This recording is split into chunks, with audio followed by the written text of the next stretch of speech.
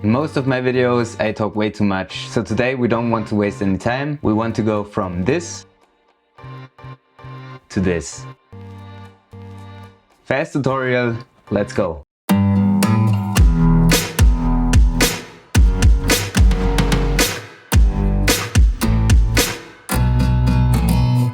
Okay, you open up Premiere Pro and just import your clip and drag it on the timeline. This is the standard layout right now, so it should look the same for you. At first, we have to do a little preparation. We need Lumetri scopes. So click on Lumetri scopes up here on the top left. And we want to go to settings. And you want to make sure waveform Luma is selected. For you, it could look like this or like this. Just untick the others and make sure only waveform Luma is selected. As soon as we got that, just take Lumetri scope and drag it down here on the bottom left. We don't need this right now, and if you want to reset your layout later so it looks like in the beginning, just go to Window, Workspaces and reset to saved layout so it will look like that again. Let's start and just play the video, and we can see that the light changes right at this point. So that looks really crappy and amateurish, and we want to change that. If you look down here, you can see how the waveform changes. It sticks to 204 and then goes down to around 128. Okay, so we want to go to Effect Controls and then choose Lumetri Color. It's not in our effects right now, so we first have to get it. So go to the right on Lumetri Color and then open up Basic Correction and just trigger any slider, and with a double click you can reset it back. We just need to do this one step so we get Lumetri Color on our clip as an effect. So you can go right over here and open up Basic Correction, and we want to play around with the exposure. So let's find the place in the clip where the light starts to change. So it sticks to around 204. You can look down here or you can look at the video how you prefer it. I look at the scope on the bottom left. So it's 204, and now it starts to change.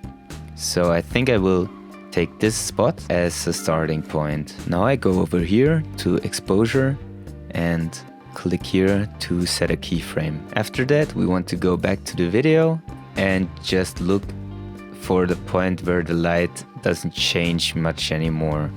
So for me, it's right here, I think. It sticks to 128.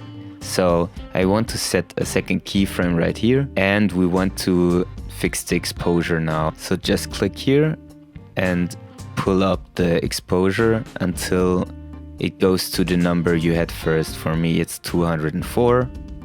So we hit it right there, and that should be fine. So if we play that back right now,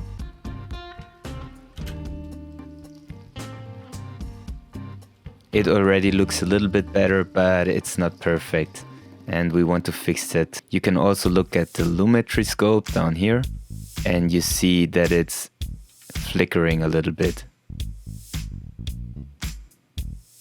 Okay.